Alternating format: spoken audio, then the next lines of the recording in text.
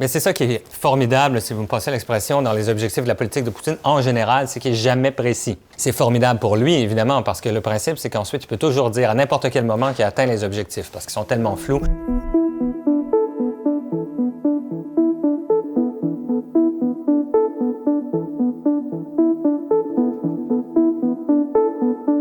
Guillaume Sauvé, bonjour. Bonjour. Vous êtes spécialiste de la Russie affiliée au Cerium. Après un scrutin qui a duré 3 jours en Russie, Vladimir Poutine a obtenu 87 % des voix aux dernières élections. Il va donc être réélu pour les 6 prochaines années.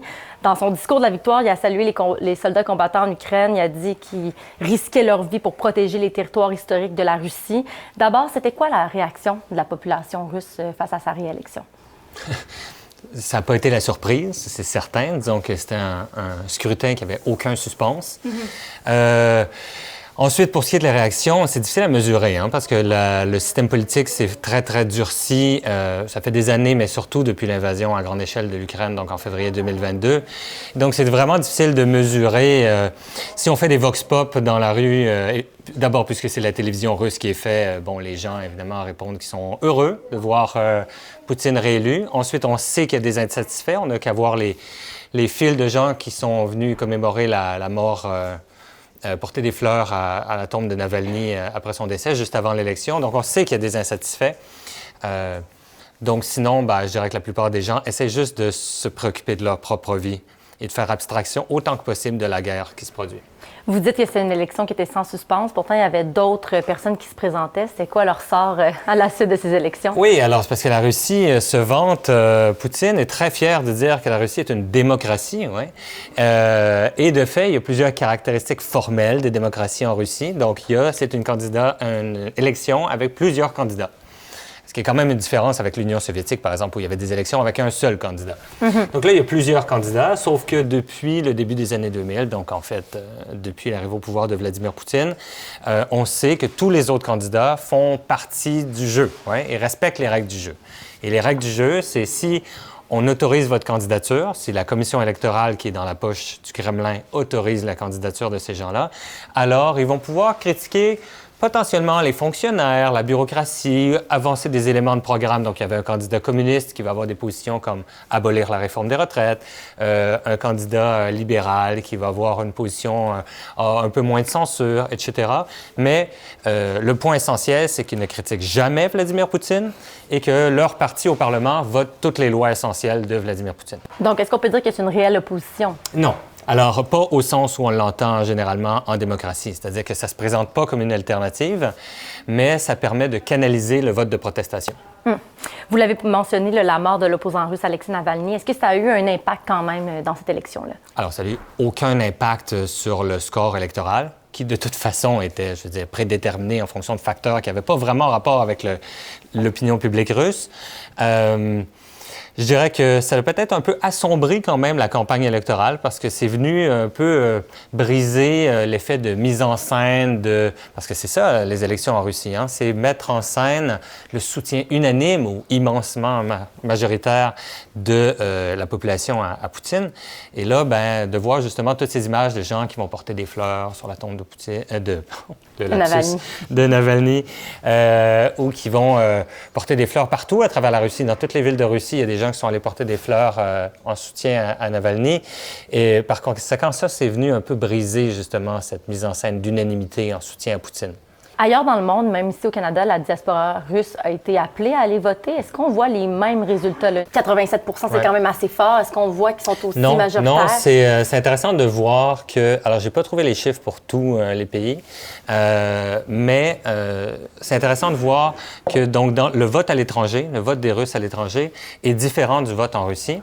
Le vote pour Poutine il est plus faible, mais il est quand même important. Donc ça, c'est important à souligner aussi, au sens que il y a beaucoup de Russes à l'étranger qui sont favorables à Vladimir Poutine et favorables à son principal élément de programme qui est, comme il l'appelle, l'opération militaire spéciale, c'est-à-dire la guerre menée contre l'Ukraine.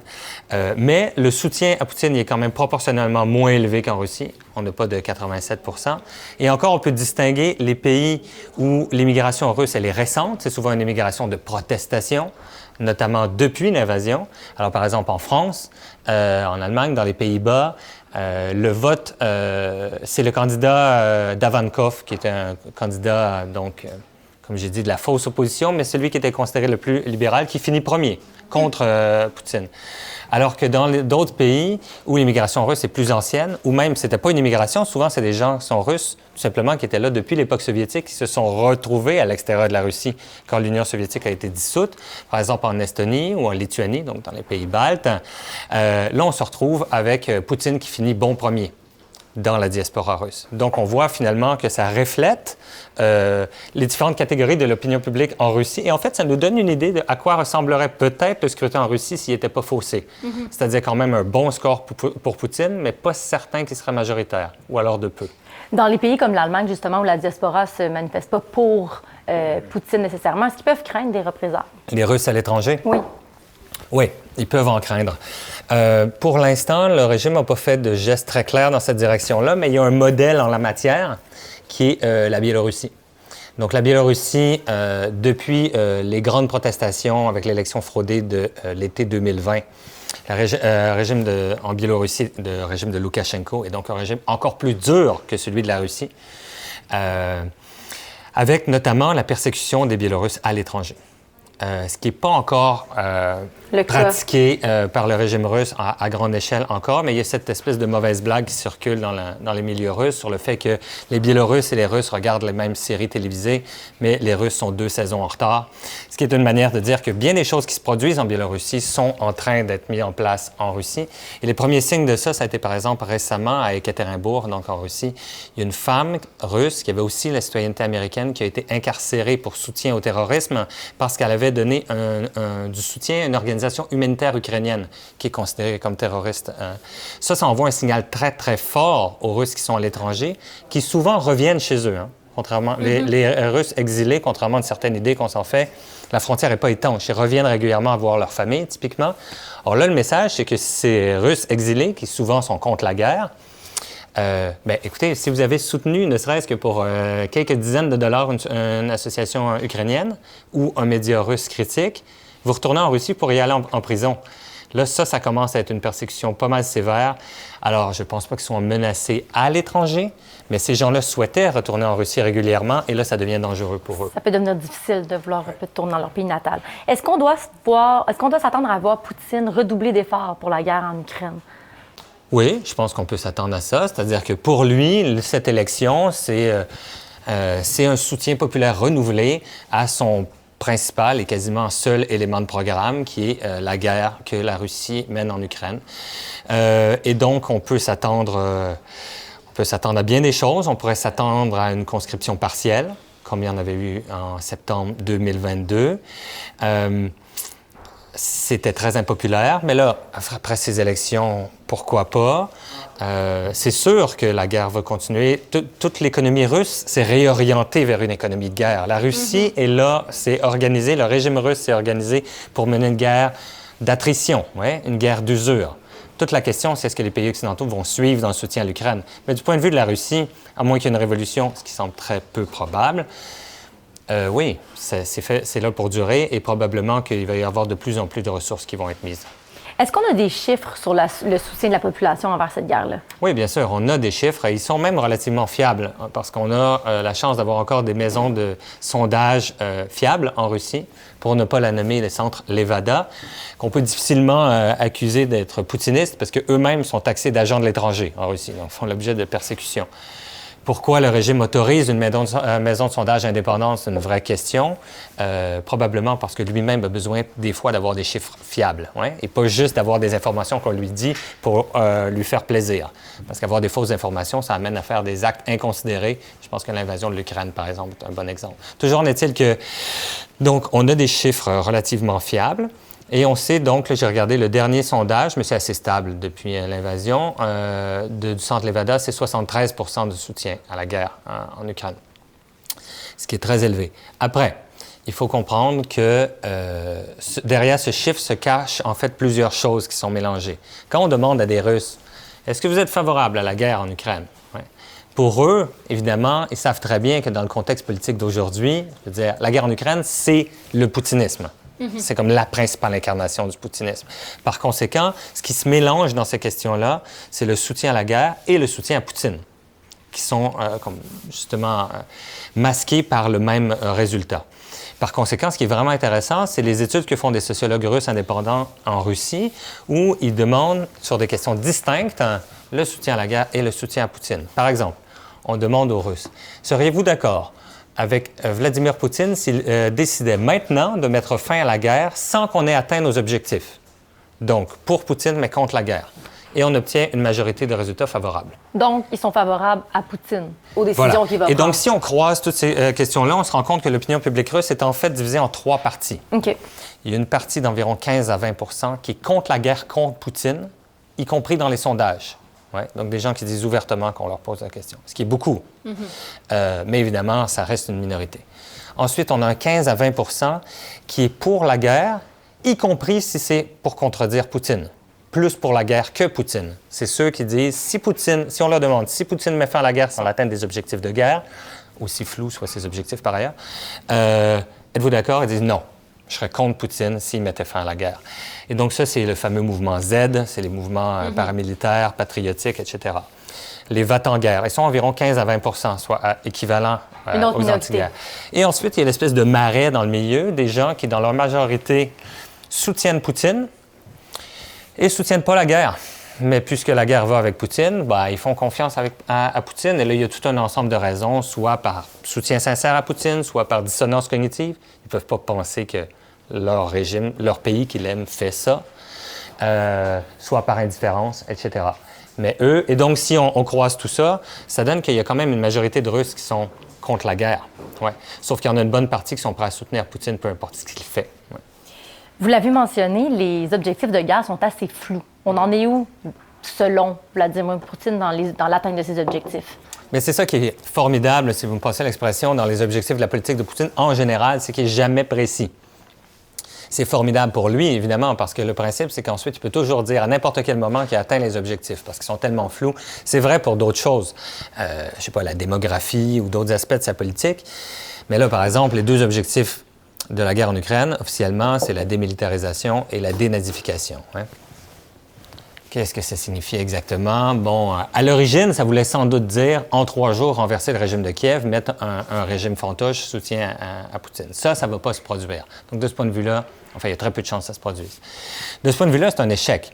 Après, si le but, ce qui est plus raisonnable de présumer que le but, c'est de préserver un levier pour influencer la politique de l'Ukraine et l'empêcher de rejoindre l'OTAN et l'empêcher de devenir une menace militaire pour la Russie, il y a des échecs et il y a des réussites. L'échec, c'est que si le but, c'était d'empêcher l'élargissement de l'OTAN, c'est un échec lamentable, puisque l'OTAN se renforce comme jamais en Europe. Et on a la Finlande qui vient de rejoindre l'OTAN et là, prochainement la Suède. Donc, ça, c'est un échec pour Poutine. Par ailleurs, évidemment, la réussite pour Poutine, c'est que, bon, il occupe une bonne partie du territoire ukrainien. Et l'Ukraine est enlisée dans un conflit qui est en train de la saigner à blanc. Et par conséquent, effectivement, l'Ukraine est paralysée, on pourrait dire. Comment se positionnent les alliés de la Russie là-dedans, à ce niveau-ci? Oui, la Russie n'a pas beaucoup d'alliés, en fait. Hein? Elle a beaucoup d'indifférents, de gens qui l'aident par leur indifférence. Des vrais alliés, finalement, il y a la Corée du Nord, qui a apporté des munitions. Il y a l'Iran. Alors, l'Iran qui a apporté une aide militaire aussi par les drones. Et là, la grande nouvelle, c'est qu'en décembre dernier, l'Iran a signé un accord de libre-échange avec l'Union économique eurasiatique, qui est l'union économique qui est pilotée par la Russie, ainsi qu'un certain nombre d'autres pays post-soviétiques, dont la Biélorussie et le Kazakhstan, par exemple. Et donc là, on a un rapprochement Iran-Russie qui est très important. Bon, ça, c'est des vrais alliés, on pourrait dire. Après, si on pense par exemple à la Chine ou à l'Inde, c'est plus un soutien. Alors évidemment, les dirigeants chinois parlent d'une amitié indéfectible, etc. Ceci dit, il n'y a pas d'aide militaire de la Chine, c'est plutôt une aide politique. Et l'Inde, ça va être une aide économique parce que l'Inde a juste commencé à acheter du pétrole russe. Ils sont absolument ravis. Les prix ont baissé.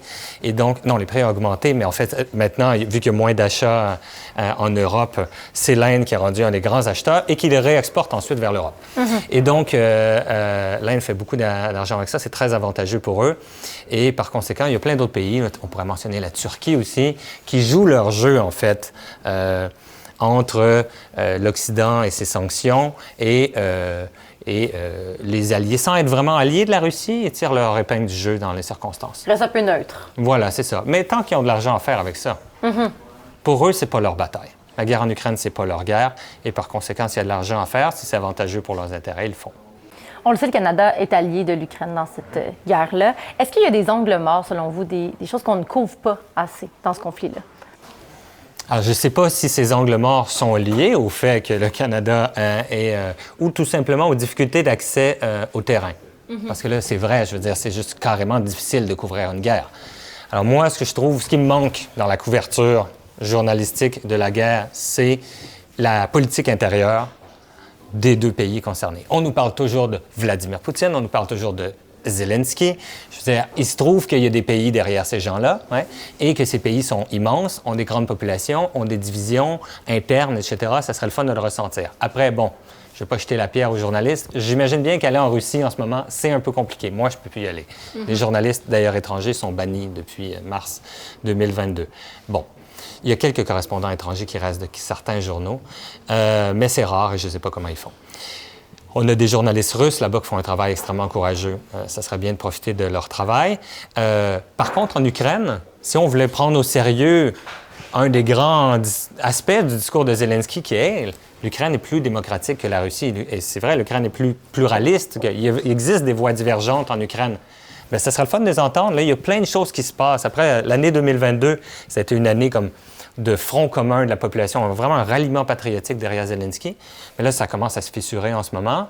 Il commence à y avoir des critiques contre la manière dont les nouvelles sont couvertes en Ukraine, par rapport à la conscription, par rapport à des questions de corruption, par rapport à la direction de l'état-major. Il y a plein de choses super intéressantes qui se passent en Ukraine en ce moment et qui devraient nous intéresser parce que c'est l'avenir de l'Ukraine qui se joue là, en fait, dans les batailles politiques qui se font là. Pas pour juger c'est bien ou c'est mal, mais pour comprendre qu'est-ce qui se passe en Ukraine en ce moment. Ça, je pense que ça serait intéressant d'en savoir plus sur le sujet. Alors qu'en Russie, c'est un peu difficile d'avoir accès à ça. Oui, mais là, en Russie, d'abord, évidemment, la lutte est beaucoup moins ouverte. Il existe des formes de résistance, mais elles sont essentiellement individuelles, comme ces gens, justement, qui vont rendre hommage à Navalny. Ou toutes sortes d'actes de résistance à plus petite échelle. Il y a eu le mouvement des femmes et des mères de soldats de protestation en Russie qui a été assez impressionnant dans les derniers mois. Mais tout ça, c'est effectivement, beaucoup plus sujet à répression qu'en Ukraine, et étant donné la différence de régime, et deux, juste beaucoup plus difficile d'accès pour les journalistes étrangers, en particulier quand ils viennent de pays qui sont officiellement inamicaux du point de vue de la Russie, comme l'est le Canada. Vous avez parlé d'une guerre d'usure. Qu'est-ce qui pourrait mettre fin à ce conflit-là du côté de Vladimir Poutine? Du côté de Vladimir Poutine. Oui, bon, du côté de Vladimir Poutine, ce qui pourrait mettre fin à la guerre, ça serait une victoire totale. Ensuite, c'est pas très clair qu'est-ce que ça signifie une victoire totale maintenant pour Vladimir Poutine. J'ai de la difficulté à croire que, par exemple, conquérir toute l'Ukraine serait vraiment un objectif. La Russie n'a même pas les ressources pour contrôler un pays comme ça, d'une si grande superficie, si grande population. Tout le pari de l'invasion au départ, c'était qu'il y allait avoir une population ukrainienne qui les accueillerait avec des fleurs. C'est une petite erreur d'appréciation ici de la part de Vladimir Poutine. C'est ça. On pensait que ça se ferait facilement du côté de Vladimir Poutine. Là, maintenant qu'on se rend compte qu'il y a une mobilisation patriotique très forte, conquérir toute l'Ukraine me paraît absolument irréaliste. Ensuite, du point de vue de Vladimir Poutine, je pense que ce qui serait gagnant, ce serait finalement de forcer l'Ukraine à un cessez-le-feu. Je pense que même la paix est impensable. Un traité de paix est quasi impensable, étant donné le degré d'hostilité entre les deux peuples et l'absence de confiance de part et d'autre. Ce qui serait réaliste pour lui, ce serait un cessez-le-feu sous ces conditions. Et sous ces conditions, c'est un pourrissement, en fait, de la situation actuelle, avec le Donbass au complet, y compris Mariupol, plus la Crimée, plus le sud de l'Ukraine, sous contrôle russe, et donc une Ukraine amputée pour très longtemps. Ça serait une grande victoire pour Vladimir Poutine. Croyez-vous que c'est un scénario qui est réaliste ou on se dirige vers autre chose? Ouais. Les scénarios, c'est toujours difficile de se prononcer là-dessus, mais je dirais que c'est malheureusement réaliste si les pays occidentaux, en particulier les États-Unis, suite à une certaine élection qu'on suit tous avec intérêt, retiraient leur soutien à l'Ukraine. Étant donné aussi les changements d'humeur à l'intérieur de l'Ukraine, où la mobilisation pour une victoire à court terme devient de moins en moins réaliste, c'est pas impossible qu'effectivement on se dirige vers un cessez-le-feu. Toute la question, ça va être les rapports de force au moment du cessez-le-feu et donc les conditions du cessez-le-feu. Donc, ça veut dire qu'il peut être observé pour... Dans le courant de l'année, en fonction essentiellement des différents résultats électoraux qui vont avoir lieu aux États-Unis d'abord et dans une série d'autres pays occidentaux. Merci beaucoup pour ce point sur la situation en Russie et en Ukraine. Ça fait plaisir.